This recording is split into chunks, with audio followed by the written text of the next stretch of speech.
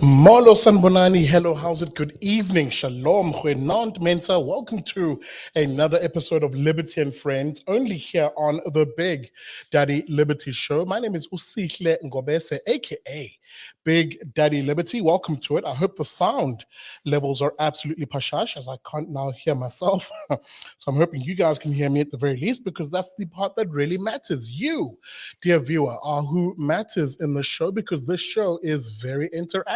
We include you, of course, as a part of the panel as we discuss the things that made topical news this week. You know, what did you read or watch or listen to this week that got you angry, got you happy, got you sad, maybe made you think about your place in this country? You know, let's get that conversation going tonight as we wrap up the news week that was, with compelling analysis that you will not get anywhere else. Of course, that analysis comes from the Friends panel, a revolving panel of thinkers, you know, guys who are on the liberty spectrum, as I like to call it, whether they are liberals, libertarians, classical liberals, conservatives, or even anarchists. We've had on the show before, the very sort of ideas and voices that you do not hear on the corporate media very often. We bring you those views and analysis and opinion here on the BDL shows Liberty and Friends every Sunday at 8 p.m. Remember, your only price of admission tonight is for you to hit that like button. Do it now, whether you're watching the simulcast on Facebook, Twitter, or on YouTube. Welcome to it. This is Liberty and Friends. Speaking about the Friends panel, and actually, before I get into that, I did forget to put out a little notice on social media that the show is now on. So if you are a guest right now, a Friends panelist, or maybe you who's watching, put that little message out and the link to the show. Let your friends know that Liberty and Friends is on your screens tonight and right now. As I said, with that being said, without further ado, let me bring on the Friends panel. Remember, this is a 90-minute show. It's the one long format show that I have. We have a few, or actually one new face tonight. I'll get to that person in a moment. I'm sure you guys will enjoy a new face. In fact, should I call her new? I feel like I've always referred to her you know, when I do the show so many times, because she's often been behind the camera and doing a lot of production work for me, but she's going to be in front of the camera tonight. And actually, let me bring her on first. There she is, Mbali Mayisela. Mbali Mayisela, of course, is from the Freedom Advocacy Network, or a fan. Mbali, good evening. Hi, Sihle. It's great being in front of the camera for once.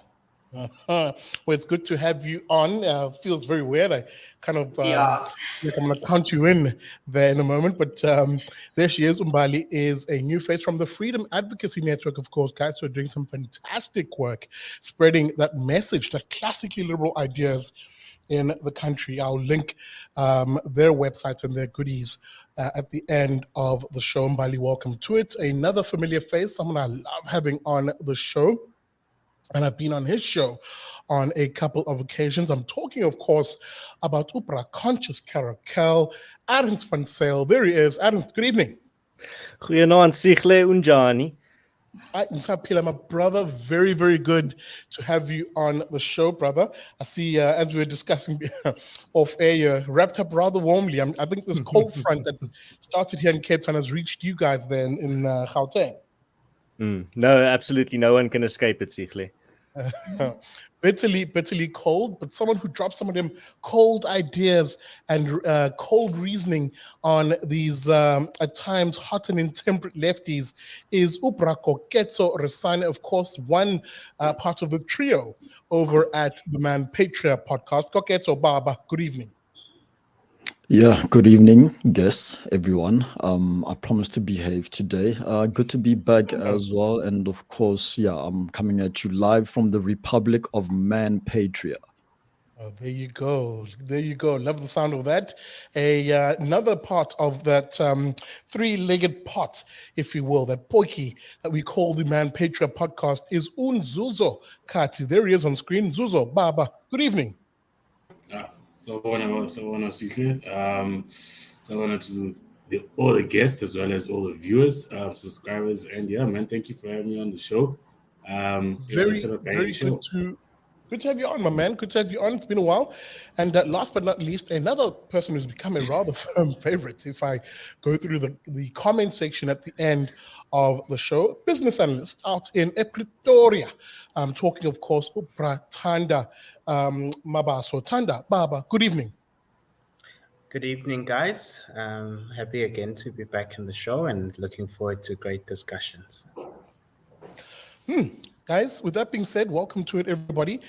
Just a word of caution. I am next to two African gray parrots next to me here. So if you hear a lot of chirping and even copying my voice, do bear with me. It is not an echo. It's two parrots going away here. But maybe that's a nice place to echo, or rather to open the show, this notion of people who parrot things. And that's where maybe we'll begin tonight, with the corporate media parroting the rather tired trope that a certain golden boy ANC president, the one they carried water for, the one they told us would totally change the country, he's not like the other ANC presidents who were told. They paraded a litany, as it were, of corporate pundits, the types of Mesibius Makazes and Sipho Siepes, etc., you go down the line, who told us how this is a new dawn. They sold us, if you remember that. And there was a weird fervor in this country of what was then dubbed Ramaphosa. That chap, that guy, this weekend, I'll begin with you, Adams. That guy had a wonderful auction. I say wonderful in the sense of millions of rands exchanging hands at his Phala Phala farm. But here's the kicker. Phala Phala itself as a farm has been in the news lately, in the last 2 weeks, effectively, for the scandal happening down there. Adams, let me begin with you because, you sort of made mention of this during the course of the week. And this is what I wanted to get a sense from you. Here's a president who we're told is squeaky clean. This guy was sold to us as, he's not like the other people in the ANC. He's the good ANC, we're told. That myth of a good ANC bursting in a rather spectacular fashion, isn't it? Cyril, I think your listeners will remember, seeing as I know your audience is very loyal, so I know many of them were here when I said this the last time. It's an absolute myth that there's a good and a bad ANC. I mean, it's just the ANC. And so many people, so many new dawners, as I call them, when they saw these accusations hit the mainstream now of what our president allegedly was up to, many of them were very quick to write their opinion pieces, all lamenting the idea that what if the king of all the crocodiles also eats little zebras? I mean, this is what they were pretty much saying. It can't be, not our Cyril. He's a vegetarian crocodile, even though he's the fattest one in the entire river. But yeah, that's something that I think I just noticed. But I think what's really important here that people need to understand, and it boggles my mind a little bit, but I do understand why people cling to this idea. So many people use this rationale of, he's the lesser of the many evils. We know he's not perfect, but he's the best that the ANC has. Imagine if someone else was in his position. Now, I've done that. I've tried to imagine what it would be like if we had someone else in his position, and not a lot has changed, to be very frank, in that creation in my mind, if I had to imagine it. Firstly, under his presidency, we've seen corruption levels that the Special Investigation Unit described as, in their own words, never before seen. So on corruption at levels never before seen. Public sentiment, when polled, says that corruption has gotten worse under Sir Ramaphosa. That is not even talking about load shedding is getting worse. You can go check out the graphs in regards to kilowatt shed in regards to load shedding. That's getting worse. Cyril Ramaphosa has the great record of breaking the unemployment record twice. The unemployment rate record has been broken twice under his watch. He's still pushing BEE, or racial discrimination. Let's be frank on what it is. He's not just pushing it; he seems to be pushing it harder than what we saw under Jacob Zuma. He's going full steam ahead. So when people say, "What if someone else was in his position?" Well, what would they have done? Would they have pushed racial discriminatory laws 120% instead of 100%? I mean, and then at the same time, you have to remember this is not you shouldn't be shocked by what's going on under Cyril Ramaphosa. This is the guy that said in 2016 that South Africa needs more principled leadership like Fidel Castro. I mean, go check it out. If you don't believe me, just research what I say. You don't have to just believe what I say. And lastly, this is the man who appointed Fikile Mbalula and still keeps him in his very important position as Minister of Transport. I mean, need I say more? And that's where it gets really amusing for me. You've raised a few nested features there, which I want to revisit because we spoke about them last week on the show. And that's number one. The fundamental nature of what makes South African politicians corrupt isn't the merry-go-round of who they are. It isn't the who of politicians. It isn't the Jacob Zumas, the Julius Malemas, the Cyril Ramaphosa's, the John Steenhuisens of this world. It almost becomes irrelevant as to who it is that we're referring to. Rather, it's two fundamental areas of political analysis that I wanted to share with the viewers. And Koketso, I'm going to put it to you in a moment.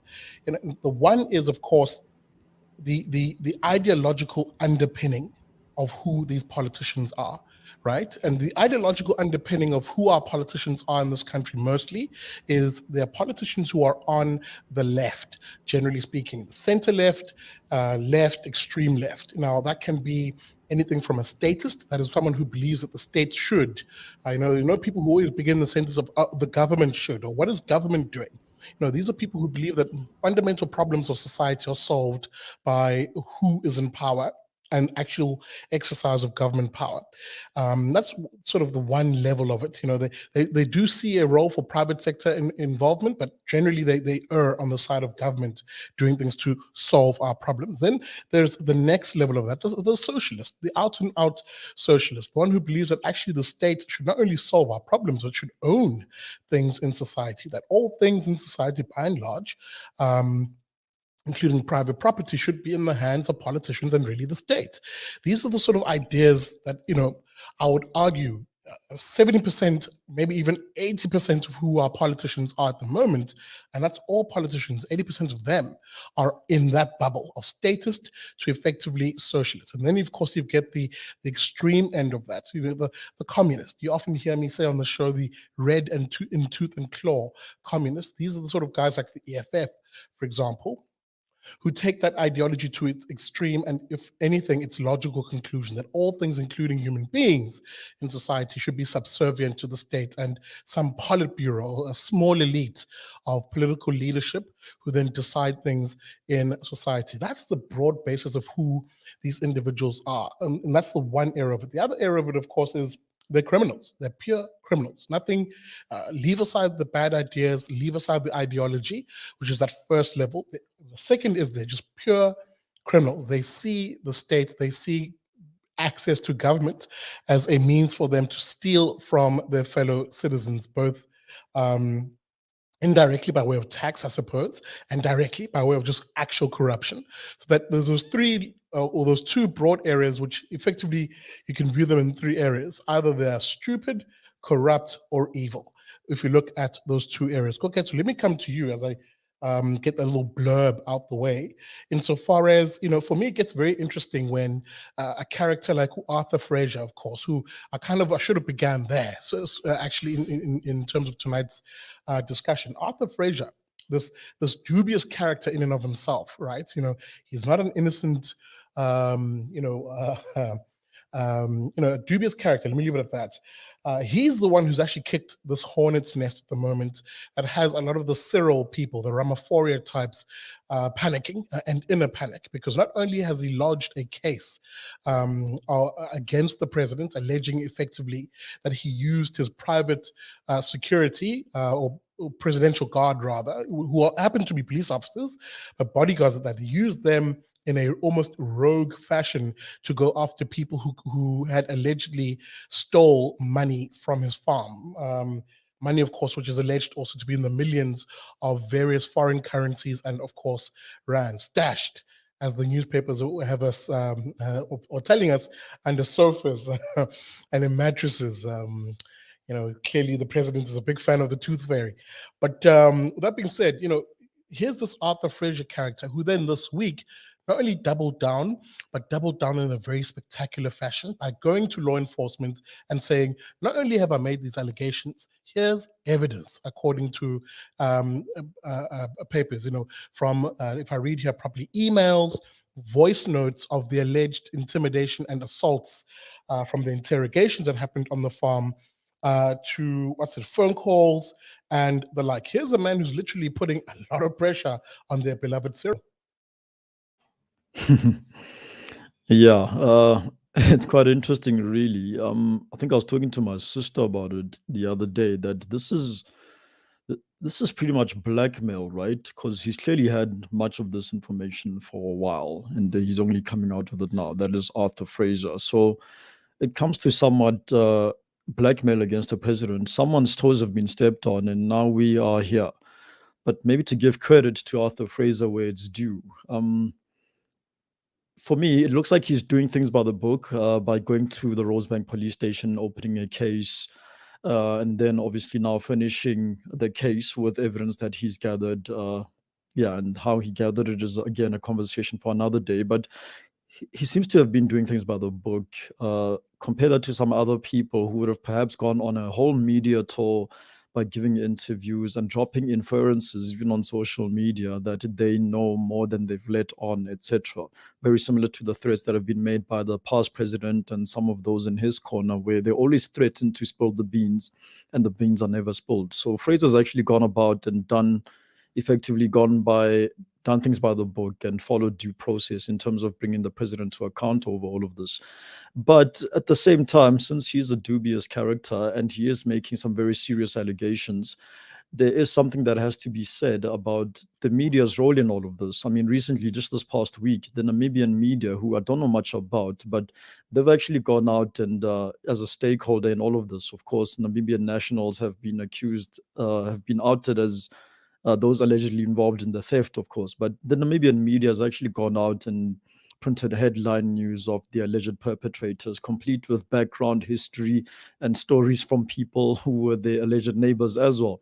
Our media isn't doing anything like that. Instead, our media has decided to focus on the activities over the past weekend that happened at the very same farm where the theft apparently took place.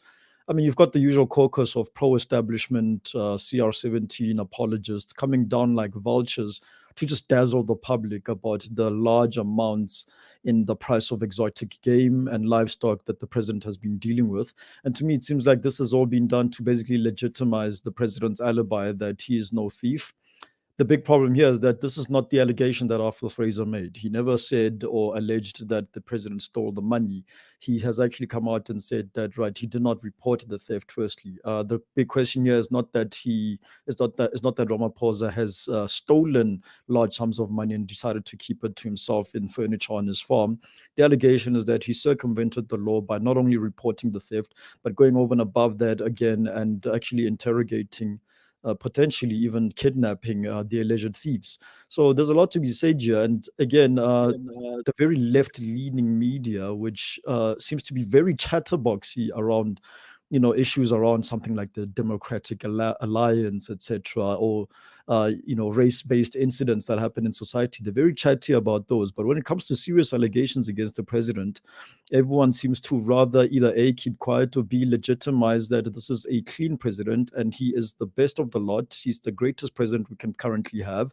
And we should actually give him our full confidence because he is a legitimate exotic livestock farmer himself. This does scream of hypocrisy to a certain extent, and we would actually like a media that is asking more difficult questions. Instead, what we're seeing is, perhaps given the swiftness of the Hawks in responding, a sort of competence from the National Prosecuting Authority in taking these serious allegations to heart, while at the same time having the media taking a back burner. Usually it's some of the more credible media taking things more seriously, and having the NPA basically keeping mum in light of mounting evidence. State Capture Commission, again, is quite the example if you were looking for something to refer to. Absolutely. I mean, that's exactly, I think, what the hypocrisy a lot of people online have been paying attention to at the moment. This weird insistence by those who've been carrying water for this president to almost not really ask questions of a serious nature. Sorry, I'm just a little distracted here. Can I just ask my moderators, please, on YouTube in particular, please, guys, do your job. There's some spam coming through over there, guys. Moderators on YouTube, please do your job. I would really appreciate that. Yeah, I mean, we have that awkward situation where there's an awkward, uncomfortable unease, if you will, here, where the hero, we were told, the guy who will solve all our problems, Thanda, is really looking rather much like everybody else in that ANC roost, if anything. And worse yet, it becomes so obvious, Thanda, just how bad of a president he is when you divorce yourself from the narrative that, you know, that if you want to look at Ramaphosa, you must separate him from the ANC. He's the good ANC. It becomes very obvious when you start viewing him in exactly the way he is, which is he's no different to every other ANC politician, and hashtag politicians are trash. Or am I, again, kind of being overly critical here? Well, it's an interesting one. I must say, I was somebody who thought, I didn't think much of him initially when he first ran for the ANC presidency. I didn't have, I'd heard of him back in the day. And when he came back and he started campaigning, it was kind of a new face to me that I wasn't actually very aware of. But obviously, like most people, you're just happy to get rid of at least, what you know as the known evil, which was Jacob Zuma at the time, and him coming in, and he has made what seemed to be some good moves here and there. But obviously now it comes to the point, as you're mentioning, and I think it's 100% correct. Politicians are politicians, and I was saying to somebody this week that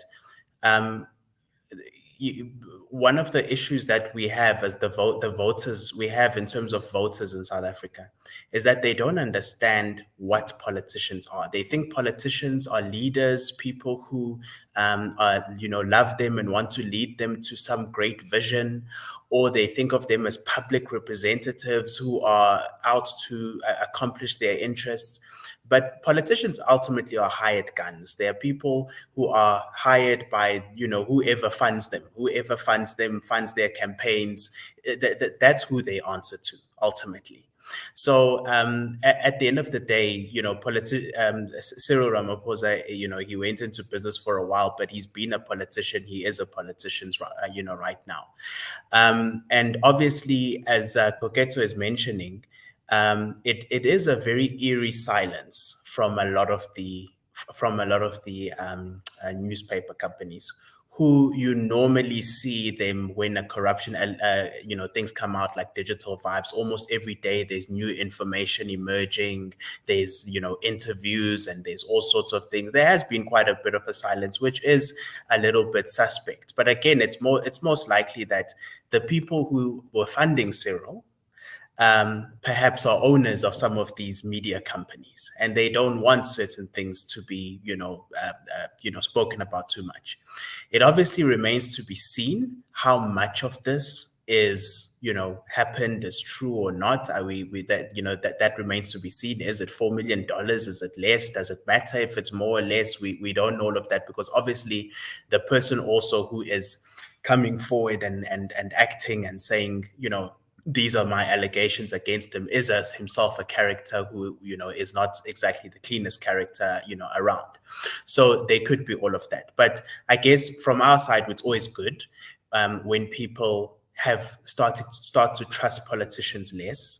and begin to see that there has to be a solution that comes outside of politics. And that we must always be grateful for. That's at least a small mercy. Obviously, it's always a bit depressing when you hear, more and more news of this person is doing that and that person is doing this. But you just hope that it has that effect on people in the country where they start to realize there are no saviors in politics. The saviors are the people of South Africa who need to save themselves and not look towards politicians. Yes, Nzuzo, even as I come to you, and this is where I'm hoping I might get a little bit of that legal breath, if you will, to this issue. Yeah, as a layperson, I would listen and follow these developments via the corporate media, of course. And my immediate impression, especially when I read that headline that Arthur Fraser, and he himself, by the way, issued a press release basically saying, hey, man, I took it to the next level against your favorite, in the sense that I've just finished. I'm using his first person voice, of course.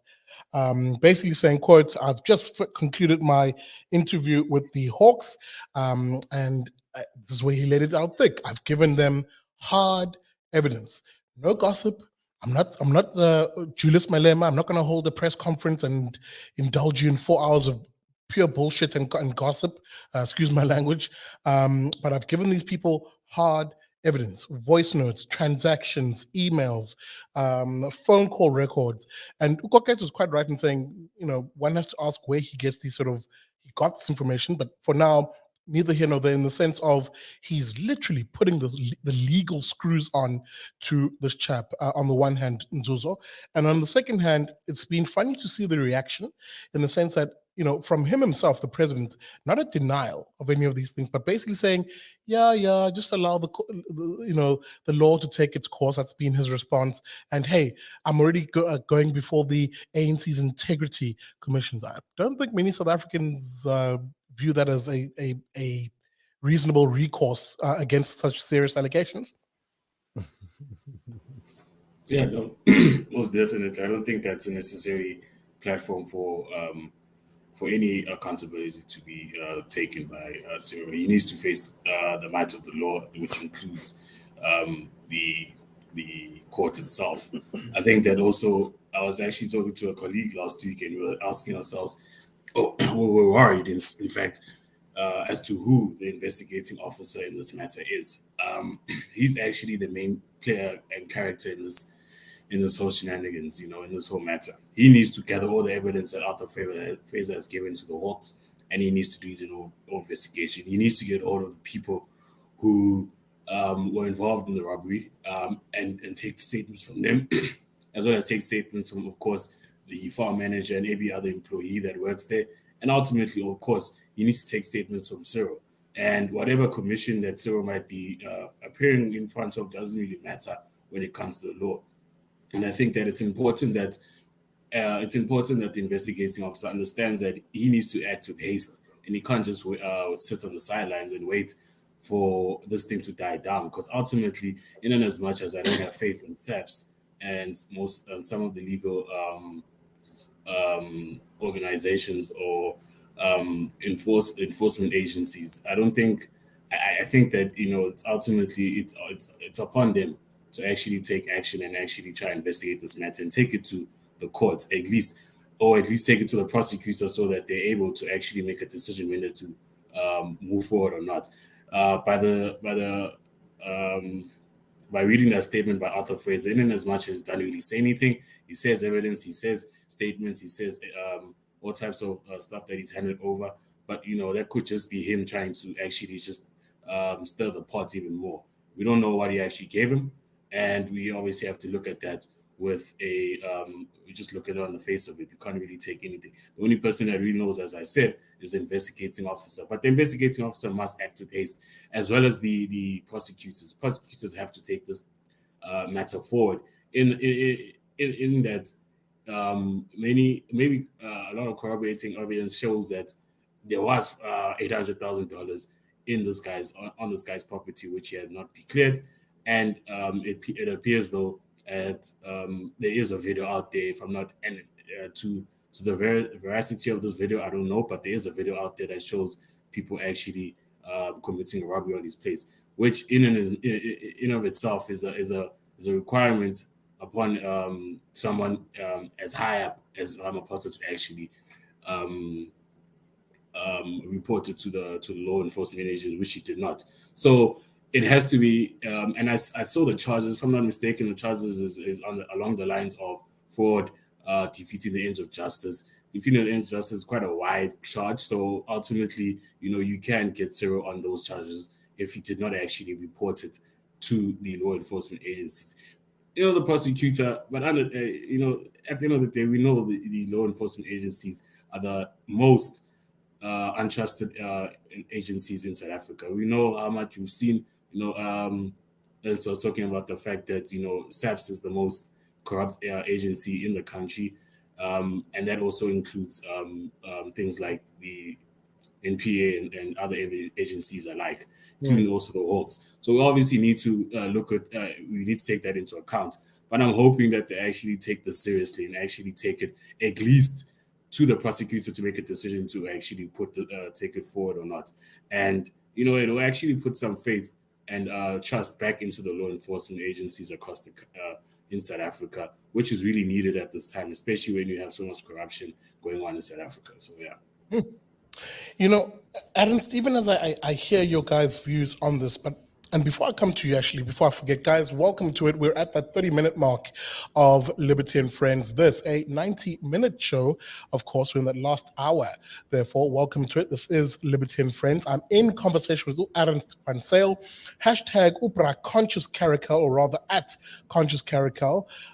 Make sure you check out his channel, of course, on YouTube. He's in the house tonight. Koketso, Resane, and Nzuzo Kathi, the two fellows who make up the trio of the Manpatria show. And of course, Utanda Mabaso, an independent, or rather a business analyst out in Pretoria. We do have Mbali on and off. She's having some issues with her connection. So as soon as she's sorted, she'll probably join us. Of course, Mbali Mayisela from the Freedom Advocacy Network. Good evening, welcome to it. And please hit that like button. My likes are nowhere near where they should be, given the audience number I have at the moment. Hit that like button. And we're going to answer that question that I'm seeing trending on social media right now of hashtag Ramaphosa must go. And Adams, let's dig into that for a moment. There's obviously now these two camps politically that have developed around this particular issue as they wage their internal ANC factional battles out in the media space, whether it's on social media, the corporate media, and of course, arguably on the streets, in that sense, in the branch level of the ANC, which makes the whole thing a little disingenuous for me, in the sense that, are we pursuing this matter because it is a matter of the rule of law and law enforcement getting its act together, that is, backing institutions of the state over a big man politics? Or are we basically just seeing, as was insinuated by Koketso and Utanda, a perfectly timed scenario here where these seemingly some information may have been held to be released at the quote right time politically? And does it even matter, Ernst? Sigle, for me, it's just, and I'm old enough to remember when Jacob Zuma was president and state capture just started, really, those accusations just started. And I can't help but notice that Cyril just gets a free pass on so many things. I know the president that came before Cyril Ramaphosa was Jacob Zuma. That doesn't mean that now we can just let Cyril get away with anything that he wants, or we don't even have to investigate him. We need to let him off the hook. It's fine. Just remember, that feels like extortion. That feels like you're saying, well, if you fire me, remember, I'm going to be replaced by someone worse. Or if I resign, remember, I'm going to be replaced by someone worse. That's extortion. That's not justice. That's not rational thinking. So, and let the law take its course. Let the investigation take its course. Let's find the truth. Let's care about finding out what actually is going on here, like we would if any other president was still in office. What do you think people would have said if the first accusations of state capture were coming to the fore under Jacob Zuma? And everyone jumped to his defense and said, you have to remember, this is coming from probably from the Thabo Mbeki camp. They're trying to get revenge. They're trying to unseat Jacob Zuma. We have to remember that there's probably dubious reasons behind this. Now, there might even be, but let's investigate these accusations, because they are quite serious. When the president says, I'm no criminal, I didn't steal anything or whatever, that's not you're not being accused of stealing, Mr. President. You're being accused of kidnapping and bribery, among other things. There's a litany of things that you're being accused of. And the thing is, when it comes to this, for me, it's very simple. For me, it's about, let's get to the truth of this matter. Let's not shoot the messenger. Let's not look at, well, it's a bad time now for the president to resign if he's found guilty. If he's found guilty, he needs to resign. Our priority now needs to be to find the facts. What those facts are, we need to determine. I don't care what the facts are in regards to, is it a bad time if this is true? Is it going to be inconvenient or this is true? I care about what the truth is. I don't care about what that truth is. I want to find the truth. That's the thing that's important. So when you see, for example, these types of excuse making, where people say, well, you have to remember it's quite standard for people with game farms to have a lot of cash. I don't think the allegation of the crime here is that the president has a lot of cash. My question is it also standard procedure then to not report the theft of millions to the police? Is that also something that's pretty standard within the game farming community? I wonder. That's what I want to know. So for me, there's so many strange things about this case. Another thing where he gets such a big free pass is where people, the firing of the public protector. The president had more than 1,600 days to fire the public protector, but within 24 hours after she announced that she's going to investigate him, then she was fired. So now people come to the fore and say, well, this is a long time coming. She was going to be fired anyway.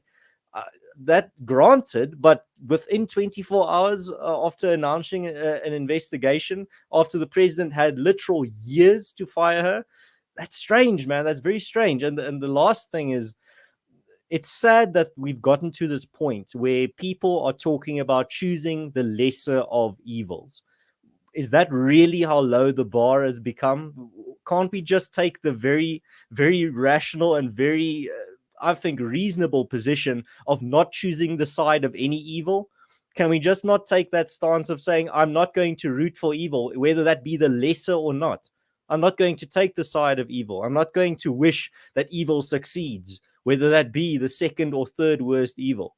Is it really that much to ask? Am I being just naive and a utopian or an idealist here? That life is just all these choices between lesser evils. I mean, it's really too much to ask that we just find the truth, whatever that truth may be, to find the facts, whatever those facts may be. I think that's the starting point where we need to start from in regards to the way forward. Even as I listen to Ernst saying that, and I'll segue a little bit. Go ahead, Nzuzo. I just wanted to ask two things. Well, firstly, what's the issue with him firing the public protector? Because ultimately, wasn't Parliament supposed to conclude its process of having to create rules for her to get fired? Then after fire her, and then after the president now takes the decision to suspend her and then give her an opportunity to make representations to that effect. I'm just asking. And secondly, if he's charged with such a crime, shouldn't he actually step aside as he's already requested every other party member to do? Maybe your panel can also understand that, and also the view. And anybody can jump in on that one, actually.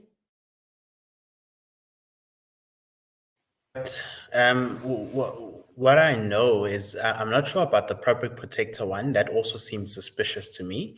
The timing of it, and it seemed like shooting himself in the foot because, as Ernest said, I felt like he had had quite a bit of time where he could have actually suspended her, not years. He couldn't have just suspended her coming in. There had to be a process. But I think there's been a few months already where he could have actually suspended her, and him doing so 24 hours made it look very, very suspicious. On the second one of the step aside rule, my understanding of the step aside rule is that you must be charged. So somebody going and laying a complaint with the police that somebody did something is not enough. The NPA would have to take a decision that this is enough evidence that we are willing to place this case in the court roll and charge this person. And that's where the step aside rule comes into play. Thanks for that, Thanda. Okay, I don't see anybody else fixing to jump in here. But before I move us on, one person who we have not heard from tonight, she has had a bit of connection issues, is Mbali. Mbali, I don't know if you're with us, but, for me, it becomes very interesting when, we almost have this weird clash of narratives, if you will, where on the one hand, Cyril Ramaphosa right now, as we speak, is sitting on his Pala Pala farm, which has been in the news for all the wrong reasons, obviously, but he's having this multi-million rand sale of these Ankole or Ankole, however you want to pronounce that, cattle in that part of the world. And we just lost Mbali. So there goes that question. But basically, let me throw it to the guys here, maybe as a final thought on this before we move on. For me, it gets really spectacular that here's a president who is literally, he's facing immense, okay, I think we have Mbali back. Mbali, can you hear us? Yes, I can hear you. Can you hear me? Yes, perfectly well. So I was just saying, let me go back to putting this question to you. For me, it's a clash here of these two pictures of Ramaphosa, both of whom, in my view, aren't flattering. Even as you have all of these allegations against him of, pardon me, improper use of his powers here, allegations basically of corruption, effectively corruption is being alleged against him here, in the sense of not reporting a matter to the police and rather going through a rogue means involving kidnapping, assault, paying people off, etc., etc. Even as all of that is happening, and the alleged site of all of this is Pala Pala Farm, that same president, almost in a tone-deaf way, then hosts a multi-million rand, auction of these Ankole cattle on that farm, as if he's basically saying, oh, well, meh, to the readers, people who've been watching these news. Yeah. Can you guys hear me? Yeah, we can hear you. Yeah. Cool. Yeah, go ahead. No, I was just saying it's just very I'm gonna use the word shady, how he's gone about it. And it's just like, if there's nothing that you're hiding, why now come up with this whole auction? It's like he's trying to conceal something. And yeah, who in this day and age hides money in your mattress? Or our parents used to do that ages ago. If it's clean money, why not open a bank account, get a banker to, put it in your bank? Like I think he's into shady dealings, honestly. Mm. And that's what makes the whole thing funny, I think, guys, as I wrap up this thought process. And maybe there's three things we need to keep an eye on as the story develops. Number one, I think it's important to pay attention to how the institutions of government respond to a big man, so to speak, or in this case, a big man politician being accused of something as serious as this. Number one.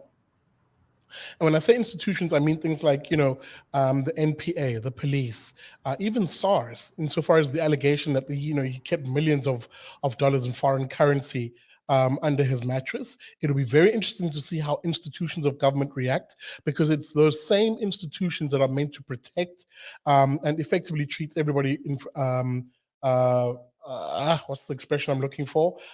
Equally in this country. Number two, it'll be also very interesting to see how, and it's to a lesser extent, but it'll be interesting to see how his party reacts, because I think there'll be serious ramifications insofar as if he is not treated with the same heavy hand in inverted commas as other quote unquote cadets of that particular party have, I think it'll be a precipitous action that begins to really see a serious civil war, if you will, develop within the ANC. Because here again, you'll have the RET factions, those Zuma acolytes, basically say, but hang on, why isn't he being dragged through the mud as our guy has been dragged through the mud? And you don't have to take any side in that particular issue to actually view that as being the biggest ruction, if you will, in terms of ANC politics. The final one for me, and this is where I wanted to get that final thought, I was sort of heading that direction on this topic, is, it'll also be a test for actual law enforcement. Do the NPA, who, by the way, right now, as things are, have not shrouded themselves in glory insofar as people accusing it of dragging its feet, one Shamila Batohi being at the center of that accusation. Does the NPA really prosecute without fear and without favor? And does it put forward a competent case before the courts in order to prosecute the president, potentially, based on what Nzuzo rightly said, will be the merits of the actual evidence itself, because we don't really know what those merits are at the moment. I don't know if anybody wants that last bite of that apple before I move us on. The floor's open. I think maybe one of the NPA's primary problems is their silence on things. Credit where it's due. We would like to actually give them the pat on the back when they are doing things accordingly. But again, if there's nothing to actually, or if the evidence isn't strong enough, it would be nice, I guess, for the NPA to actually come out and say that in light of the evidence received, they will not be furthering prosecution. Of course, they can do this after they've let the relevant parties know. Alternatively, to just, I don't know, give a monthly update, just something, they need to actually start showing face a little bit more so that they can regain the public's confidence. All those years of Sean Abrams certainly didn't do them any favors, and I know he's out the door, but again, the institution has actually been tainted a bit in that they drag their feet, one, and then two, they are very selective in terms of who they decide to prosecute. Case in point, decided to go and go play for Arsenal by going over to Afriforum and wearing the correct colors, so they've got a tainted image, and it would be nice for them to actually come out every now and then and just give the public an update as a way of mending that reputation, and also to give us some semblance of confidence that they are actually looking at things as they come in, particularly with these larger cases that involve people who get voted into power. This is not the domain of corrupt businessmen or tenderpreneurs, etc. This is literally people who have the keys to the kingdom for yours and I's safety, and also people who control the fiscus, etc. We want to know these things, and then PA doesn't do much in terms of communicating, at the very least, to the general public about what's actually happening. We are left to actually draw our own conclusions and inferences, and that's why people then come out and start arguing with each other on social media, on talk radio, etc., about the effectiveness of the National Prosecuting Authority, while at the same time giving someone like the EFF the ammunition to actually accuse them of being captured, etc. They need to come out and show face more. I would agree with that, actually. And, even as I say that, let me stick with the president, but move us on a little bit in terms of the topic, because he has been in the limelight, good, bad, and ugly this week. One of the ugly, at least I think it was ugly, is we had Youth Day this week. That's, of course, June 16, where the president himself was addressing young people in the Eastern Cape. I believe it was at the Mthatha Stadium this particular week. Pardon me. And, where does one even begin with this one? South Africans hold Youth Day every year in the context of a country that has in excess of 70% unemployed youth. We host Youth Day every year in the context of a generation of young people in this country who are lost to substance abuse, who are lost to effectively the misery that it is to be a young person in South Africa. For me, it's a relatively symbolic Youth Day, so to speak, because it's my last one. I'm 35 this year, turning 36, and it will effectively be my last one legally, because legally you're considered youth up until the age of 35 in this country. But guys, this is where it becomes a rather a clown world situation, Thanda, where the very province he even spoke in has, if anything, some of the worst social metrics when it comes to the quality of life of young people, let alone anybody in the Eastern Cape. And here he is, an almost and this is the kicker for me. This is where it got interesting. For example, in his speech, citing, for example, apartheid and the past as being the reason why young people today don't enjoy a higher standard of living. Do we have a president here who's lost, who just can't admit the truth? Thanda. Okay, yes. Look, the problems of South Africa, I mean, when I think of our unemployment rate sitting at 60-something% for the youth, 40% or 50% or whatever it is, all sorts of numbers get thrown around for the country. For me, it seems hopeless, honestly. I don't actually understand how politicians can come up and speak about any types of solutions, especially because they always like to speak in terms of there's this incremental change we're going to make here. We've got some learnership program that we're doing, and they're talking about something that will absorb maybe 1,000 or 10,000 people when we've got tens of millions of people that are looking for work. So I agree. There has to be some sort of an admittance from the powers that be that they are out of ideas, that they don't know what to do. I still remember 2009 when Jacob Zuma came in, and it was the promise of 5 million jobs, I think, was the number being touted at the time. And obviously we never got anywhere close. What progress we made was making the government and public service bigger. That's how we made some progress in his time, but soon that dried up all the funds, and that's no longer possible now. And we've got all kinds of vacancies in some very critical areas in the public space where we are not getting service delivery. So now they're out of ideas. They don't know what to do because they are promising people a lot of conflicting things. On the one hand, they're promising people minimum wages that are going to be nice and high so that they can, live comfortably in the name of a so-called living wages. And then on the other hand, those living wages obviously are not compatible with actually absorbing enough labor, into the country. You've got certain laws that they have in place to protect people who work and to protect this and to protect that, and all those protectionist laws lead again to less jobs. So ultimately, it's just they're out of ideas, and they need to be a point where they come to admit it, but they're not going to admit it because they're politicians. So that's where it's left to the South Africans to come out and start understanding that there is no solution that's going to come from them. Absolutely. And Mbali, I'm going to come to you and then Ernst, because Mbali, the point that Thanda raises is absolutely important. It's this notion promises. And this is where it gets it becomes a bit of a sick joke. It's the same politicians who push bad ideas that literally create the youth unemployment, that exacerbate youth unemployment, then come back every year and promise these little trinkets. What's going on here, Mbali? Who's dribbling who? Obviously, Cyril and his people are dribbling us, the youth. And I think the celebration of Youth Day is literally, I feel like it's a mockery to us young people, because it's the same story. I'm creating, I think he said, I think during COVID, he said he's going to create 50,000 jobs.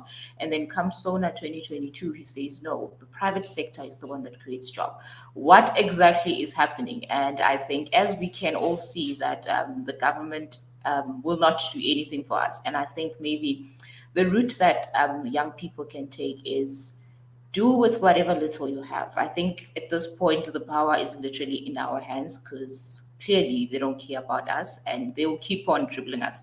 I think it's time that we wake up and we start doing the little that we can with whatever we have. There is, I think, a success story that I read in the past week of a guy called, I think, Luto Olumko from Kwamashu, who started his own eatery with like the 350 that he was getting. So the little that you have, create employment around you, create employment for yourself, and forget that the government is going to help you. Absolutely, I fully agree with that sentiment. And maybe Adams, let me have you harp onto that particular point, because if anything, pardon me, if anything, Afriforum is at the forefront of that exact ethos. I like to call it the Mazakele culture. Mazakele being the Zulu word of build it yourself, because in any event, this weird notion that someone is coming to save us, or there's some political messiah who's coming to save you, whether you believe it's Ramaphosa or Zuma or Malema or even Steenhuisen, is absolutely fallacious. No one is coming to save you. Let me hit that again. No one is coming to save you. And if you're one of the young people in this country, one of the 70% youth unemployed individuals in this country, it really is a message that Mbali is sharing, that, and I think you guys as Afriforum share, that you've got to build it yourself if you're going to make something happen in this country. Yeah, well, Sihle, even though South Africa does have an incredibly high unemployment rate, and it definitely is a catastrophic crisis, we do have a lot of examples of people doing exactly what you're saying there, taking that initiative, creating their own opportunities. And I think you're right there. When it comes to job creation, the job printer, unfortunately, that machine has been sent to Germany for repairs. I think that's how it looks. And Germany is experiencing actually now experiencing an energy crisis, or is the lead up to an energy crisis. So we might not be seeing that job printing machine come back for quite a while. I don't think people need exactly what you said there. People shouldn't be trusting politicians, who many of them are career politicians that haven't done a day's work in their life. They don't understand what it means to create jobs or even to have a job. Their job is just to sit there and give us platitudes about promising to bring jobs and create jobs. But that's never going to happen. For how many decades have people been hearing from the ANC, our top priority is job creation. Our top priority is to fight unemployment. Our top priority is to give good, meaningful jobs to people. But what has happened? The unemployment rate just keeps getting worse and worse. And we're talking about Youth Day now. We're talking about youth unemployment. The youth unemployment rate currently is higher than it was in 1994. So are you going to keep believing the ANC and all these scam artists, these snake oil salesmen? You're going to keep believing them, that they say if you keep rubbing this oil on your muscles, you're going to become nice and strong. But after 10 years of using their product, you're still the same scrawny guy. We need to start breaking these myths, and people need to stop listening to them. And every time you see any of these ANC cadres come to the fore and say, now we are going to focus on unemployment, you just need to laugh at them, mock them, and rub their noses in it. Don't just let them get away with it. Call it out. Tell them, this is what you've been promising us for decades. And that's what people need to start doing. Don't let them get away with it. Tell them, you have never produced anything that you've promised. Stop wasting our time. And that's the thing. There's two things that we can do. So two solutions. The first solution is we actually need to give the ANC the mandate to raise the unemployment rate. I think then actually the unemployment rate might start dropping if you look at their record. If you look at how they treat economic growth, I think if we tell the ANC to lower economic growth, it will start increasing. If we tell the ANC to lower the unemployment rate and to destroy jobs will start to be created, and the unemployment rate will start to grow. But that solution, I don't think, is on the table at the moment. So the second type of solution is definitely what you're saying there, Sihle, and that is communities taking their own initiative. Yeah, it's not just about expecting other people to create jobs. You can be a job creator yourself. You can start a business. It doesn't mean you're going to start by employing thousands of people, but start firstly by employing yourself. When you create an opportunity for yourself, that's already a job created. And then as you expand and as your prospects grow, more people will be able to be employed by your whatever you do, whatever service you do. But the thing is, and I know we are living in that's very easy to say if you look at the times that we're living in, but it's definitely, I'm not downplaying how difficult it is to start a business. But do you know why it's so difficult to start a business? Because of the ANC, because of their policies. It's so incredibly difficult to start a business now because of them, because of, firstly, the overregulation of the economy, trying to centralize everything, trying to put layers and layers of red tape in the way of people that try to create and start businesses. Secondly, their threat constantly of private property rights, not securing private property in South Africa. That is an incentive to invest. Private property rights being protected is one of the main incentives to investment. It's one of the main securities that people need to know that if they start a business, if they build a factory, the government is not going to come in 5 years or in 1 year and say, well, that's a nice factory you have there, it's mine now. They need that type of security. And then another thing is just all the taxes that you have to pay. It's just strangling the economy. It's the ANC is like this massive weight on the economy, and the economy is struggling to breathe with all these regulations, of all the centralization. And and then they also want to throw racially discriminatory regulations into the mix. I'm going to stop That's a you there. whole Ernst, conversation. I'm going to stop you there for a moment because I do want to come in here insofar as bringing in Nzuzo and Koketso, because you've raised a few issues that I think need to be unpacked a little bit here. Insofar as, you know, I made it quite explicit in my message to the youth on Youth Day. My message, how presumptuous of me, but nonetheless, you know, Nzuzo, I made it quite clear that I look to organizations like Afriforum. I look to organizations, various organizations, some of whom don't have a name brand recognition, for example, like Afriforum, but who follow the same ethos, pardon me, of basically unity, organizing, and then mobilizing people. Let me hit you with that again. The notion of building a unity of purpose, from that organizing people, and then of course, the last step of that, the action part, is mobilizing them to act, to do something. And I said, in real terms, much like Mbali, who I support her notions too, young people need to get their act together and say, I'm not waiting for anybody. No one's coming to save me. And of what little I can do, whether you're that chap from KwaMashu or Mlazi or Soweto, or whatever the case may be, start something. Band together with other young people. Start something. It won't be Sol Kerzner or Petrus Motsepe levels of enterprise, but actually, that's the actual point here. Look to the market, look to the notion of being able to trade to start building a little bit of an income. From that income, building savings. From those savings, building or giving yourself household, options to buy better things or whatever the case may be.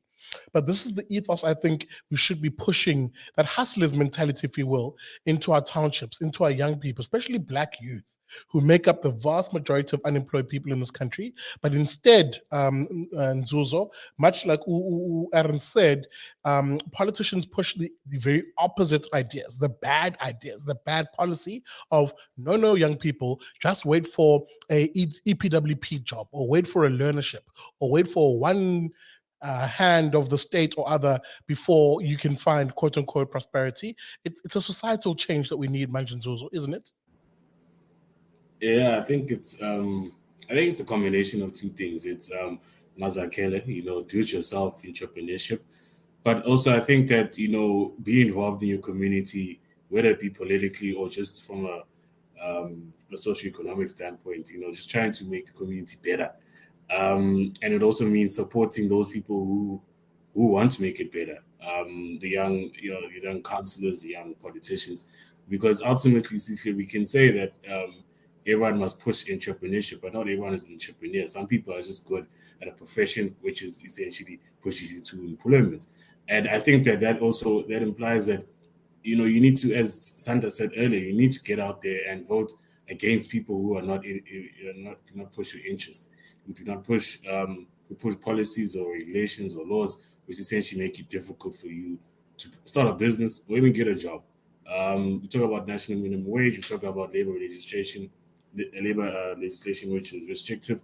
We need people, youth, that understand that and understand how economy works. And we need a combination of the two. We need the entrepreneurs, but the entrepreneurs need to support, the young politicians who are actually trying to make a difference in their society, as well as the professionals in those communities that are also trying to make a difference in their communities, such as lawyers, doctors, you name it. Those people obviously are going to be employed, but nonetheless, they do make a difference to the rest of society and their communities. So it's a combination of the two. But ultimately, as you said, and the theme of the show is, faith, family, and flag. You need, particularly flag. You need to obviously work together as South Africans, as youth. You need to work together. You might think differently, but ultimately, we need each other to make this country much more better than it is right now. So, of course, I support the efforts of Afriforum. Of course, they know exactly that you can do it for yourself. You'll get further than waiting for the government to do it for yourself. But at the same time, we need to obviously, let me talk like my learned friends. You need to politicize yourself. You need to understand there's a purpose to your politicization, to your political conscience, my friends. And you need to understand political consciences does not mean that you must only support left-wing policies or regulations. You must also support and understand what's basic economics. You must understand what socioeconomic policies can be helpful to your community, and do not hop on the train that you find from these SRC presidents that promote their own livelihoods and their own propositions in SRC, and for them to obviously continue into the movement that is the ANC. They're only working for themselves. You must push those people to the side, ignore them, and work together as the youth to make South Africa a better society. So, yeah. Nzuzo, even as you say that, and I'm going to come to you, Koketso, and then Thanda, guys, because, for me, it's such an underrated point, that one, of having people actually cooperate in a voluntary way. Stop waiting for someone to organize you from some top-down approach. Actual voluntary cooperation at a community level is much more effective. If anything, organizations like Afriforum prove that in the various initiatives they push out at a community level in this country. Yes, Koketso, one of the things I'm critically keen on, and this is where I want to play a role in, especially in this country, is that very education, if you will, like conscientizing, if we can appropriate the language of KDAS for a moment, conscientizing the electorate on what are the ideas that really do work? What are the ideas that really serve you, the Goko who lives in Ofimvaba, who sells inyama yangaphakathi or inhloko? What are the sort of ideas that help you, the spinach king, as he's called here in the Western Cape, Cape Town in particular, young entrepreneurial chap out in somewhere in the Cape Flats who started his own business. We've got to begin to push the sort of ideas that actually do build a society that is free, prosperous, non-racial, and property owning in particular. But to do that, we need to also have certain honest conversations. This is why I wanted to bring you in, Koketso and Thanda. Certain ideas that are pervasive now, we need to eviscerate them because they serve nobody except the elites. BEE, broad-based now, as it's called, a misnomer in and of itself, Black economic empowerment is a bad idea that we need to disavow and push out. It does not serve Black people, it serves an elite. Affirmative action, for all of its good intentions, right? Because it's always, that's the thing about these policies, they always want you to judge them by their intentions and not their outcomes. But affirmative action, BEE, the high tax regime, as Adams rightly pointed out, of course, in this country, simply kills not only just all entrepreneurs, but specifically the very sort of Black entrepreneurs, Black poor youth who should be starting businesses or should be finding opportunity. It's high time we have that conversation as Black South Africans. Yeah. Wow. Let me take a breath here even. Look, it ties into a question that I think it's Brett Sessoms. I've been watching the chat. He asked, why do people vote for the ANC? And I think this actually speaks into exactly that. So if you take the plight of the ordinary South African, or let me say the ordinary under 35, 35 under youth South African, part of the reason there's that expanded definition of unemployment, right, is that we hear of people who actually are discouraged or don't want to seek employment. So to tie it with why people vote for the ANC is because it's only the ANC and their people that come out often with a grand promise of jobs. The president, I think Ramaphosa himself, has on several accounts over the years come out with, large promises of 800,000 jobs, 1 million jobs, 400,000 jobs, etc. So the youth hear this a lot. And you don't hear many people in the private sector coming out and also making promises of jobs. So to those who are, let me say, uninitiated, they then see it as, right, it is the ANC that is actually a vehicle coming out with their chest saying that they're going to do something about the job situation, and it's not the private sector. And there's a very good reason for that. If you are a shareholder, solving unemployment is actually not your domain. Your domain as a business owner, entrepreneur, director, all of that. Your domain is to actually, is to make a profit, right? You want to actually get a return on the investment that you have made somehow. You want to increase market share or increase revenue, or basically keep the ship floating depending on how well the business is doing. That's your domain. So you have no business going out and making grand statements about X number of jobs that you're going to promise, because remember, no one is entitled to a job. So that's why people vote for the ANC.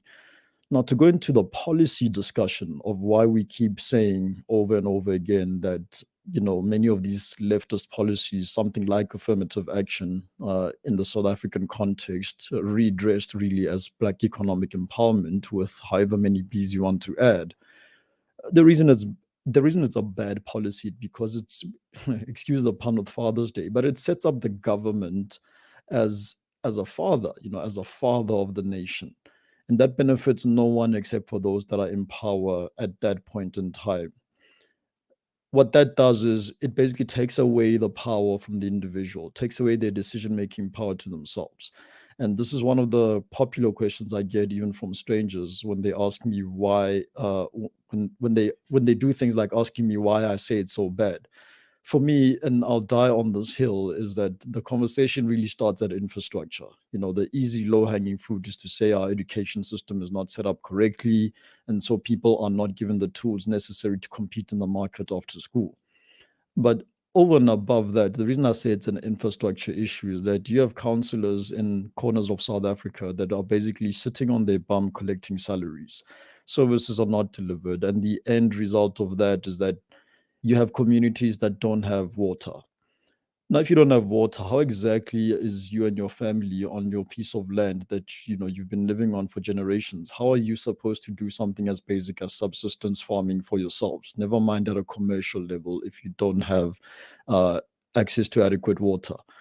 Now, why do I point the finger at the government? Is because the water is effectively a national competence, right? So you have to go through the local government at some capacity for you to actually get water into your property.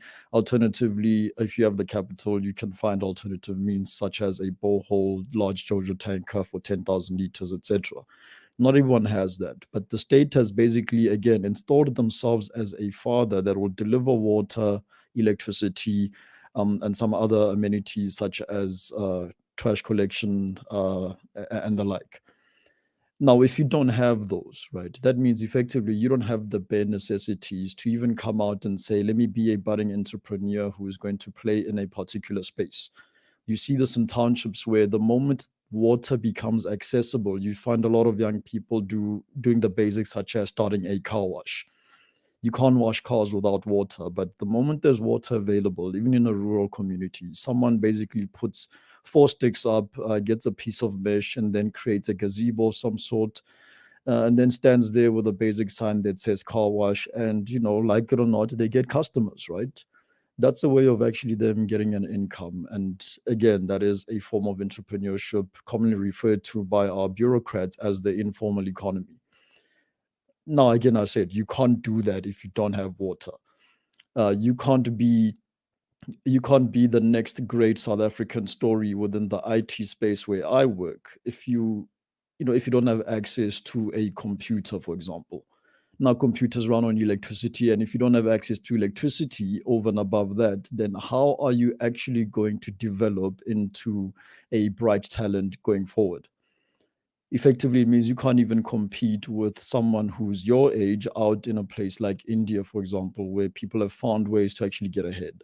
You are handicapped by the state insisting that they're going to be your father, and they are going to be the only option you have for receiving electricity. And in their failure, you actually then fail over and above poor education, etc. You then in turn fail to actually pull up your socks because of government incompetency. And that's my problem with policies like Black economic empowerment, is that they take away the power from individuals and they place it solely into the state that is inept enough or is unable to actually deliver on the mandates they keep promising year in, year out in every election cycle. Now, this needs to stop. And the best way to do this is to really start advocating for free market policies. If government won't give you adequate water, you need to be able to allow private players to go into that space. If they can't give you electricity so that we can have someone becoming effectively the next genius, then you need to allow the private sector to actually go ahead and do that. And if the state can't keep you safe either, due to lack of policing, etc., you need to allow the private sector to have as little regulation in keeping you safe, and rinse and repeat for even something as basic as fire protection. Even now there's stories of Discovery creating a private firefighting unit now. And it really does show that, again, there wouldn't be that need if the state was competent enough and there were adequate number of fire engines and adequate coverage. If that was all in place, then Discovery wouldn't have been seeing the business opportunity. And the real loser here is someone who's out on the far corners of the country who won't have access to even a private option, again, because it's not feasible for the private industry.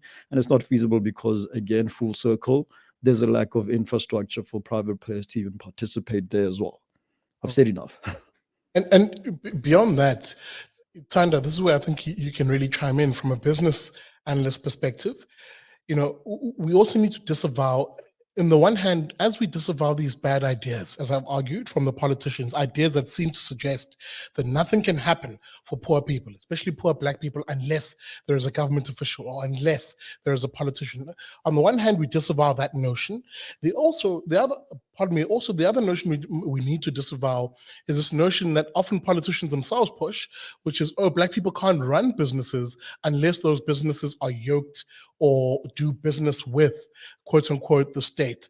Whereas you look at what's called the informal economy in this country, and that in and of itself should burst the myth very quickly as to whether Black South Africans have the ability to trade, to spot an opportunity to create something, and to create value in that sense. I would argue that's the kind of direction we should be encouraging much more of. Indeed, relaxing the labor legislation, relaxing the regulation, so that umama who wants to go sell iacha on the street corner and does so in a neat fashion, does so in a cooperative fashion with everybody else, actually has the freedom to do that, because that's how she builds an income and even pays for the education of her kids and even her grandkids. Yeah, look, we just mentioned now that we need to conscientize people and get their political, understanding up. I have an exact opposite view, actually. I think we need to depoliticize people, de-conscientize them about what's happening in politics. If you look at South Africa, and we are now in an age where we've got Twitter, we've got news networks, radio networks giving us news, and all we hear about is politics and all the big problems and communism versus capitalism and all these big ideas going on.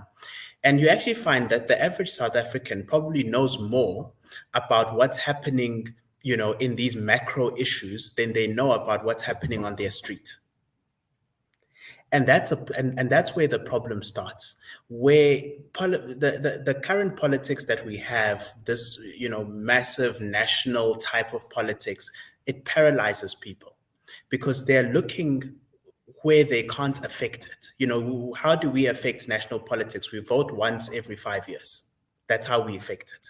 After that, they have free reign to pretty much do whatever they want.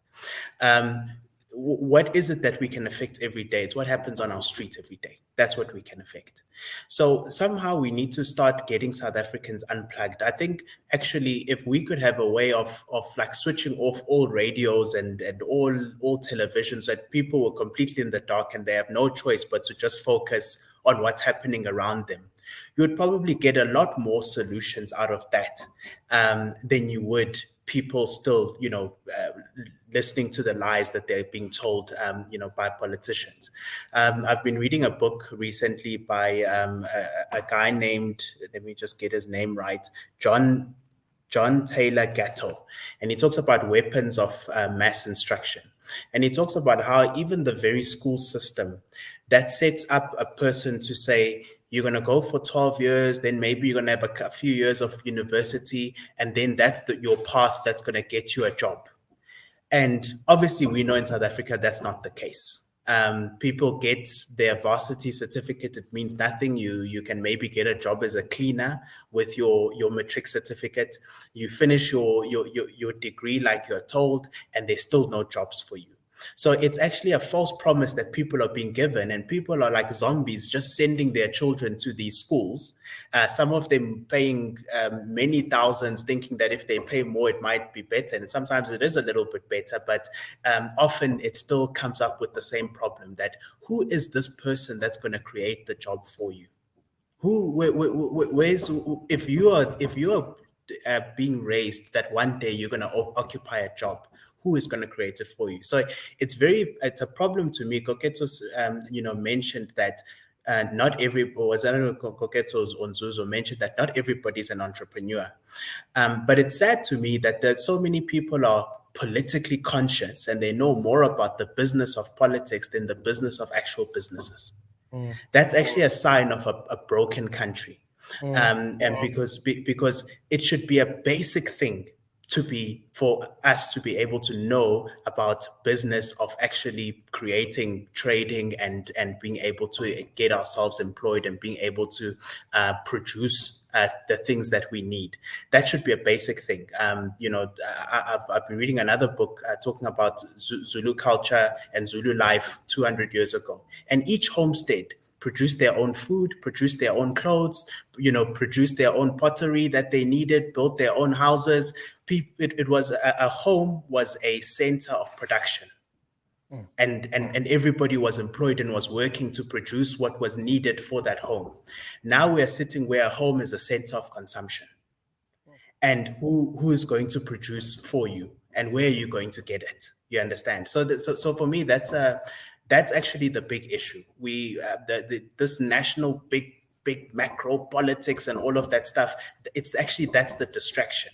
It's distracting people from coming back home to understanding that they actually need to be, the solutions, like we were a few hundred years ago before we got into this type of economy that promises you that somebody somewhere is going to create jobs for you. Whether that somebody somewhere is the government or something called the private sector, but so long as you don't identify the production of what you need with yourself, you are putting your life in somebody else's hands, and that's not the way to go.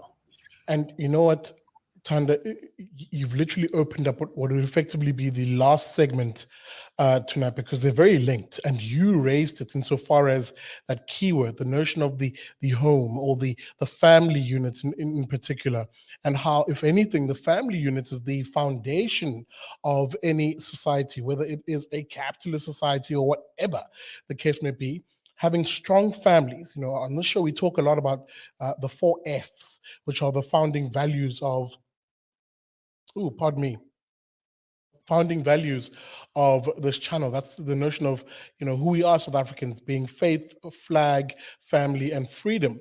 Family being a very important component in that is the one area in South Africa where, unfortunately, due to our history, colonialism, apartheid, and even today's government, the effects of it are way too many broken families in this country that don't even give that young person who was celebrating Youth Day the opportunity to have a solid foundation in order to step into the world, to access opportunity, to step into the world, to create opportunity themselves. It is that broken family unit, if you will, which is the starting block for a lot of problems. And Mbali, I'm going to begin with you in this regard, because it is a massive problem. Funny enough, we're kind of chatting about this before we started the show, because today being Father's Day, for a lot of people in this country in particular, Father's Day is maybe closer to being Fatherless Day, because, for a lot of us, we simply just don't have, number one, fathers in the home, and number two, even within the home, a father figure to guide, to shape, to push forward confident children who become confident adults. It's a massive problem. It definitely is, Sihle. And I, for one, also, I don't know where my dad is. I think he went to go buy soap. He's probably still in the line. Not sure when he'll come back, but but it is a very, very big problem. But I think my sentiments are kind of moving to a little bit of positivity. I think our generation is slowly but surely trying to get it right, being there, being present. We're not there yet, but I personally think present fathers are slowly and surely becoming kind of the norm for us. But my main maybe question that I would pose to maybe you, Sihle, why do you think we have deadbeats, basically? What happens? Is it where the father comes from? Is it the family he's raised from? Where does he learn this from? Is it, I don't know, maybe where does that come from? Not sure if I'm allowed to ask questions. No, absolutely. And I think it's a great question. And it's one which I'll also throw to the broader panel here, Koketso, and then we'll come to you, Ernst, because, especially to Ernst, we've had this conversation before on the show. And Koketso, we've also had this conversation with you, funny enough, on the show. That's how I wanted to begin with you two chaps. But before I do any of that, let me actually put those numbers up on the screen so that people can get a sense of what I'm talking about. And that is the harrowing fact that the overwhelming majority of children in this country are simply hamstrung by the fact that either A, they grow up within a parentless household. 1 in every 5 children in this country grows up in a parent-free or no parents, in the household. It is a travesty, an absolute national blight, a shame in this country that is the situation we face. And I can expand it even further, where on the one hand, if you have no parents in the household, the overwhelming majority only grow up with one parent at the home, with about 42% of them growing up with a mother, and only 4% living with, the father only. Sorry, I'm just struggling to get that info on the screen. Just bear with me, folks, because I think it'll form a nice basis for the conversation going forward. Just give me a second. And maybe as I'm doing that, if you're watching the show, welcome to it. We're supposed to be ending the show in a couple of minutes. I'm going to ask my guests to indulge me with another 15 or 20 minutes or so. Then we have to wrap up after that. This is Liberty and Friends, the one long format show on the BDL channel. Welcome to it. My name is Sihle Ngobese, in conversation, with Ernst van Zyl from Afriforum, the two chaps from the Manpatria podcast, that's Koketso and Nzuzo, Mbali, Mayisela, who's from the Freedom Advocacy Network, and of course, Thanda Mabaso, business analyst out in Pretoria. As I said, folks, I want to put this up on screen because it really is instructive as to just how dire the situation is in this country. There's those facts, as I said earlier on. This is, of course, from the Statistics South Africa, the official statistics in this country. And sorry, folks, as I realize you can't see that middle number. All right, let me just change the layout back to this. There you have it. Effectively, well over, 63 67% of children in this country living either A, with no parents in the household, or one parent, whether it be a father or a mother. So the overwhelming majority, 2/3 of children in this country living in a broken family of sorts. Now I say of sorts because, I know it's going to happen in the comment sections. Oh, but, single moms are doing it for themselves, blah, blah, blah, blah, blah, blah, blah. I'm like, yeah, that very well may be the case, but it's not an ideal situation. The data is absolutely crystal clear insofar as the need for two parents in the household, making it easier for that family unit to raise that child in a stable, conducive manner. It's a travesty that so many women are doing this alone. And as I said in the beginning, as I was priming this topic, this issue finds its roots in our colonial days, apartheid, and even today's current government with bad policy that doesn't incentivize family creation. Koketso, I did say I'll begin with you and then Ernst.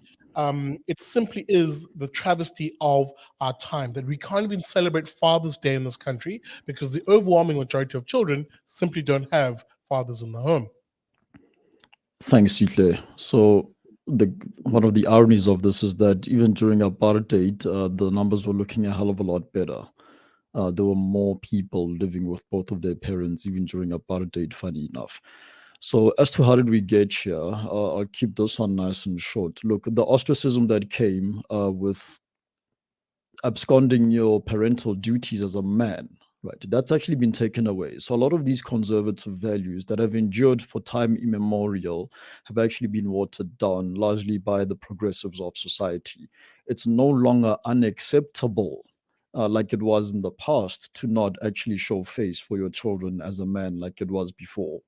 In much the same light, and I've had this conversation with some friends very recently, actually, as a man, that whole act of asking your girlfriend's father for his daughter's hand in marriage, even stuff like that has gone away. And part of the reason that was so effective was that you couldn't, as a man, actually go and ask a man much older than you are to marry their daughter if you hadn't actually put in the work to kind of, show yourself as a worthy candidate or a potential good suitor for the daughter, right? That's gone away now. So that pressure that men had to actually be upright men who are adding value in society, are actually building something, and are therefore ready to settle down and start a family. All of that has been taken away. And that's how you quickly end up losing the ostracism that came with being a man who doesn't actually live with his entire family, children included. And that's why, that's how you end up having less than a third of everyone living with both parents, because the fathers aren't there, because the penalty for not being there is no longer as effective as it was in the past, and it's getting worse every time. And the root source of this is things like saying to men and women that, things like my body, my choice, things like no, basically, advocating for even promiscuity, etc., which then leads to teen pregnancy, etc. All of that stuff has become normalized by progressives, and that's how we found ourselves today. And that's what makes it, that's definitely one of the large factors that drives this. But Adam, as I said, we had this conversation on your show, in fact, and I think on mine, if I'm not mistaken. And I said, look, there's obviously a historical factor behind this. Colonialism, which introduced the migrant labor system in this country, was what effectively facilitated primarily the removal of fathers from homesteads, mostly, in order to go work in the mines and the industrial basin and the Vaal, et cetera. Apartheid exacerbated that by creating effectively, outlawing effectively, people moving with their families because of the pass books. And then again, I don't have time to get into the full history of this, but this is where I wanted to get into it. Sorry, the birds are now waking up. This is why I wanted to get into, guys. This is why I wanted to get into it in more detail. Current policy in this country does not incentivize. Recognizing what the history has done, current policy in this country doesn't incentivize family creation. And of course, I'm not saying it's the role of government to do this, because this is a cultural issue more than anything else. But across the races, you often see that where there are no fathers in the household, there are more issues in those communities, and something has to change. And so maybe I'm being the ultra conservative kook on this issue. No, Sihle, I'm very glad you mentioned that chat we had. So if any of you are interested in that, me and Sihle actually had an hour-long chat about fatherlessness in South Africa and the harmful effects of it. If you want to find that, you can just search on YouTube, Fatherlessness, South Africa's Social Pandemic, and you'll find that episode. But yeah, we touched on many themes in that episode, Sihle, but one that I want to focus on is, I think everyone here remembers when Cyril Ramaphosa did his speeches during COVID, and everyone talked about it being a family meeting. And there's something I found deeply disturbing about that label, the family meeting. The president is not your father, and as other panelists have mentioned tonight as well, the state shouldn't be your father. The government is not your dad, and you shouldn't make it a father figure. Unfortunately, the state tries it plays into the state's hands that people see it as a father figure, because then the state does what a father should do. It firstly provides for the family, and it provides for its children, quote unquote. That's what the state is trying to create the perception of that it's doing, and it protects its quote unquote children as a father should. So that's what the state's trying to do. The government's trying to become the father of all its children in its citizens. And many people are falling for it, Sihle. It's actually quite disturbing. I try to snap people out of it. I'm like, do you see what you're doing? Do you see how you're calling the president addressing the nation a family meeting? That's not normal. That shouldn't be normal. That's not how you talk about these things. How would you feel if in the morning when the principal did his announcements at school, he called it a family meeting? That's not normal. You shouldn't be talking about it like that, and you shouldn't be lulled into that type of attitude. And nothing can replace a real father. No, not the government, and not just a hero or someone that you see on television, or like a boxer or any type of sporting hero. There are many substitutes that can fill a certain amount of the void, but never completely. And that's why it is important that we should encourage more father figures in our country, but also in many other countries. South Africa is not unique in its crisis. That's something that's, I think, a global issue, is that there are many countries that are doing a lot better than others, but they are, I think, across specifically the Western world as well, fatherlessness is a big issue. And a last point maybe is that I find it interesting when people say, well, people make the argument that it's good that the parliament should be 50-50 men and women, because you need a perspective from both sides. Or the corporate structure, there needs to be a 50-50 men and women to get that perspective from both sides. But when it comes to parenting, then that logic just flies out the window. Then you don't apply that same logic of you need a father and a mother in the house as well to really give that child the edge. And that's the thing. It's not an exact science, but it is a trend. It's something that you can see, the data is there, and you can see the clear results of it. So I think this Father's Day, I think every Father's Day, we should use the opportunity to encourage young men to be that type of father, to be a present father in their future children or in their present children's lives, and to be the bigger man, in both senses of the word, to really be that type of role model to the next generation, specifically their children. And that's something that I'm very glad you do on your show, Sihle. I think it's very valuable and it's very useful. And it's sometimes it might be a bit of a feel like an uphill battle, but I think it's such a important topic that needs to be pushed, and people need to be reminded of its importance. Absolutely. And again, Ernst is absolutely spot on. Nzuzo, I'm going to come to you then, Thanda.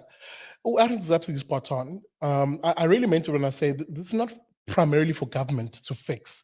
This is a conversation we as fellas in particular need to be having amongst ourselves, and saying, hey man, for a lot of us, I included, we were raised by single parents, single moms in most cases. Surely the time has come for us to break that generational curse, if I can use that expression in how I describe it. Surely we can forge what is desperately needed in our society, which is a masculine energy, a masculine frame, often derided by the feminist types, often derided by the woke left as being quote unquote toxic.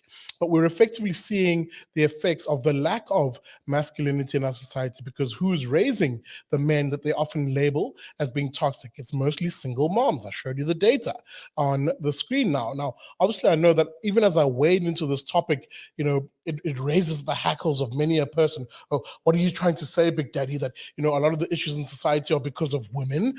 That's not necessarily the direct inference I'm raising.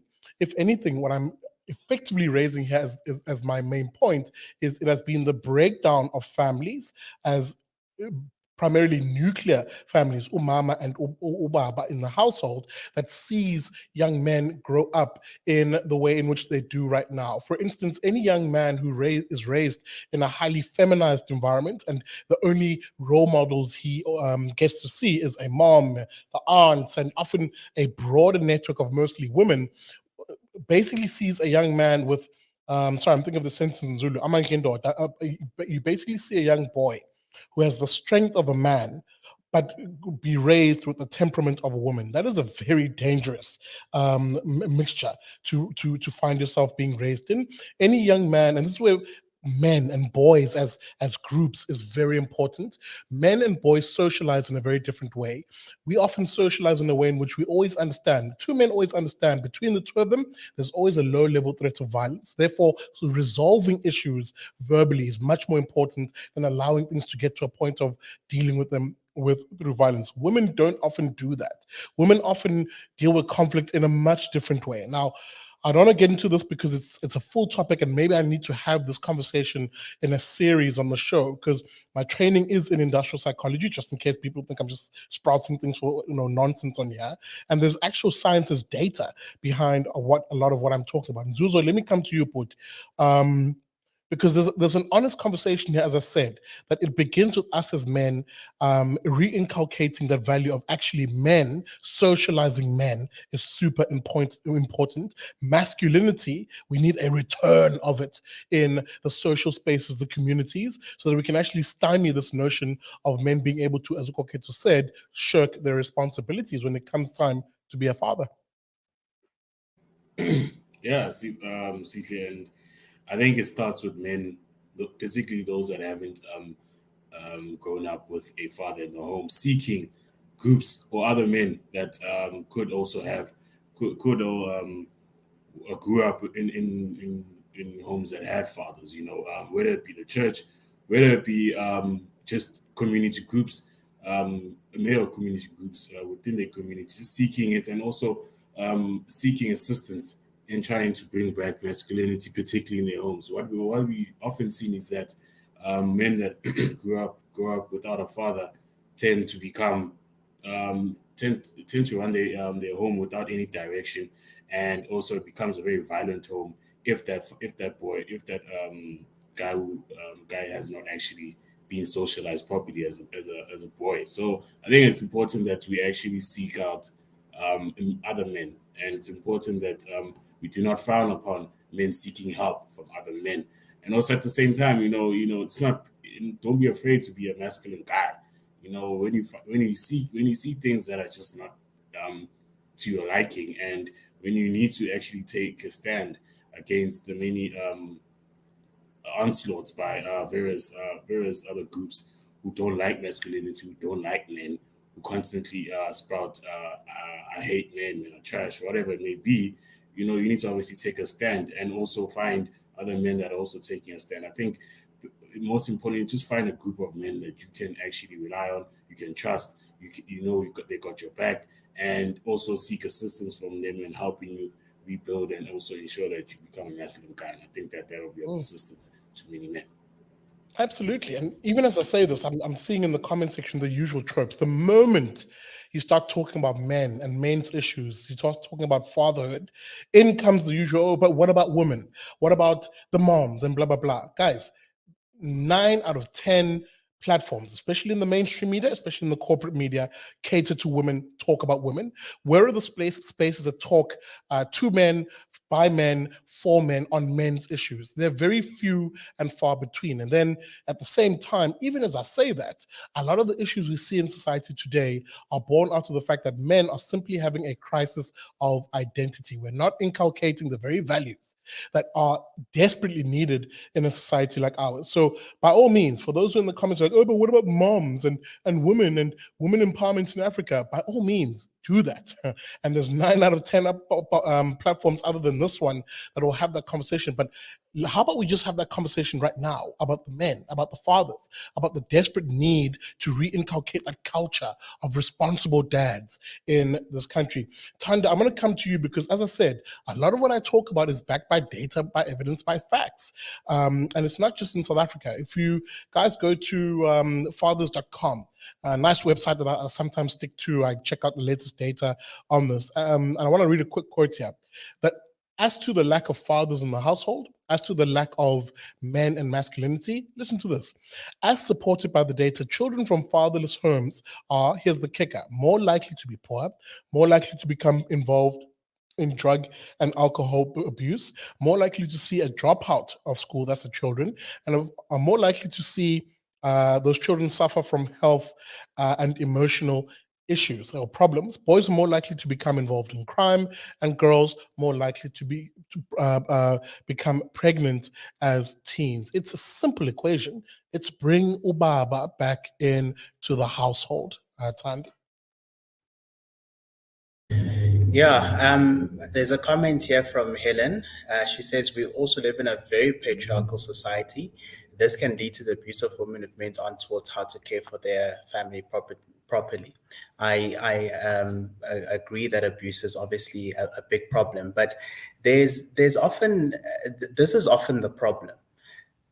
We kind of have it the wrong way around. We think maybe men are too masculine. We talk about men needing to get in touch with their softer side, get in touch with their feminine side, or we talk about how society is too patriarchal and it needs to become more, but actually it's the opposite that needs to happen.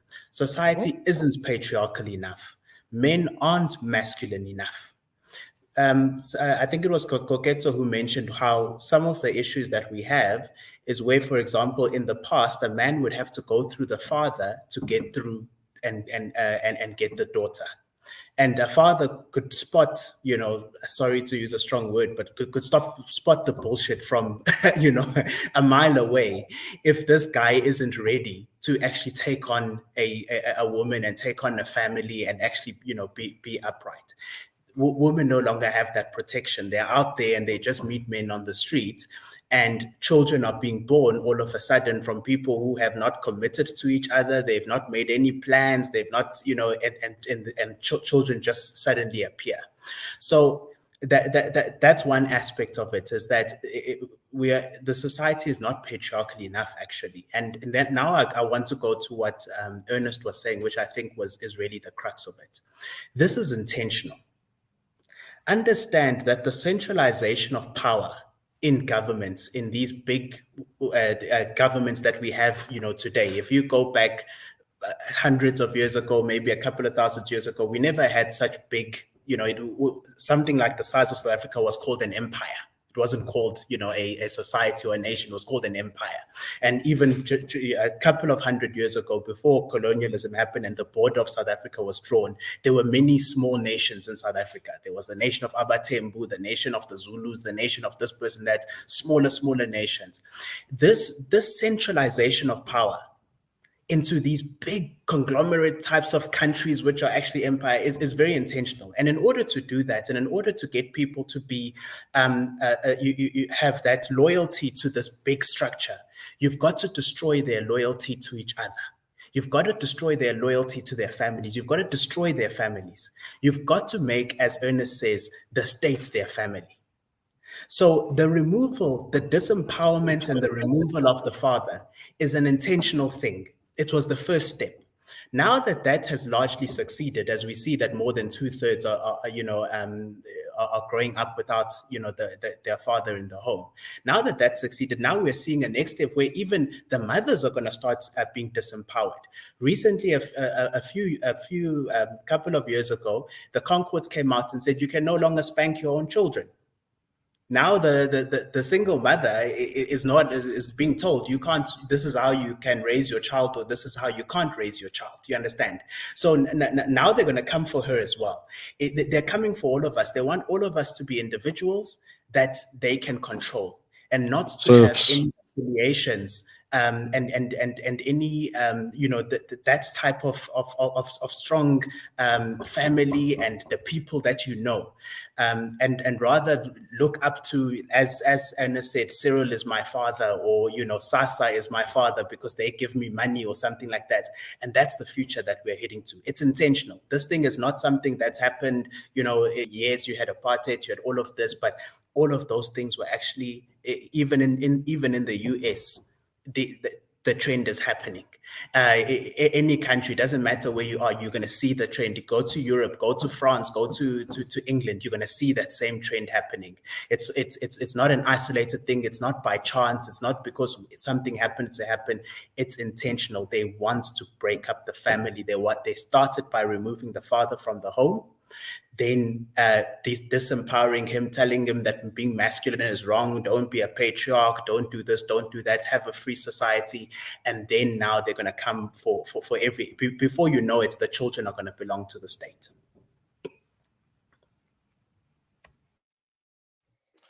Absolutely. Sorry, I've just lost me there for a moment. But I hate to say it, but this is absolutely spot on. And guys, unfortunately, we've totally run out of time. But I think it is a topic we can pick up again, as I just... Sorry, just get myself back into focus there. I do think it's a topic that we need to pick up again at some stage, and maybe we can have that conversation going forward, and maybe even open up a new line, and almost what's now called the manosphere on social media. Maybe this time we have that conversation around what do we as fellas start saying to each other to uplift each other, to rebuild the South African family. It's a critically needed conversation in this country. Guys, I must say we are totally out of time. But as I always do at the very end of the show, I give everybody an opportunity in 30 seconds to let the folks know how they can get reach of you or the organizations that you represent. Ernst, how do the folks get in touch with you? And what's Afriforum up to these days? Well, Sihle, it's one of the busiest years ever when Afriforum's not filling potholes or making sure that the government doesn't donate hundreds of millions to Cuba. Then we're taking on all these cases with our private prosecution unit as well. But yeah, Sihle, if people want to find me or check out my content, they can follow me on social media, on Twitter. They can just search Conscious Caracal. That's the name under which I post most of my analysis and opinions. They can also find my YouTube channel under the same title, Conscious Caracal. And they can also, I think, a nice place to start would be actually to go check out that conversation I had with you, Sihle, that conversation on fatherlessness. So if you don't know about my channel, you can go check out that video called Fatherlessness, South Africa's Social Pandemic, where I have a very nice conversation with Sihle on that very topic. So yeah, that's where you can find me. And just keep an eye on the news. You'll see my face there when I'm a spokesperson for Afriforum. Absolutely. Major thanks there to Ernst, to Conscious Caracal, Koketso, and Nzuzo. Koketso, you first. How do the folks find you on your social media? And to the both of you, what can we expect on Manpatria tomorrow, Monday at 7:30? Okay, I'll let Nzuzo have the second part. So yeah, I sadly won't be on Manpatria tomorrow. Got some family commitments. But yeah, best place to find me is probably my Twitter timeline more than anything. Just drop me a DM, give me a follow, all of that. But again, fair warning. If you're one of those wokey lefties, good luck. Nzuzo, what can we expect tomorrow on the Manpatria? And how do the folks find you on social media? Definitely we're going to be continuing the conversation as we had now, particularly with reference to Arthur Fraser. And we'd like to hear your guys' thoughts. various other topics that will traverse within our 30-minute show, as well as our citizens part at the end of the show, where citizens can also chime in. This will be a private stream, but nonetheless, if you're a citizen, please join us tomorrow after 8 o'clock. You can find me as you see on the chat. You can find me on Twitter, Nzuzo Kathi. You can also find me on Instagram. Please, of course, you're gonna find me on Manpatria. Please email us, get in contact with us, and I hope to see you guys tomorrow at 7:30 for our live stream. And just lastly, to Ms. Helen Duplessis, who asked Tanda that question, I would like to know, if not patriarchy, what do you want? Do you want men to be led by women in the household? Bring your thoughts. Don't just attack us when you talk about men being masculine. Bring your thoughts. Let's hear what you can say. But I can tell you that you don't want your man leading you. You don't want to be leading your man in the household, because you're most likely going to leave. It's not attractive. So, nonetheless, that's just my thoughts. Have a great evening, and see you guys tomorrow. Awesome. That is the two fellas, of course, from Manpatria, Nzuzo and Koketso. Tanda, how do the folks find you on your social media, if you do want to be found, that is? All right. I'm mainly on Twitter at TandaM2 on Twitter. And as somebody was giving fair warning, I should give fair warning as well on mine. If you are a strong feminist, you might not like my views, as I speak on the issues of masculinity and that family quite a bit. That's where they can find me, and look forward to hearing from some of you.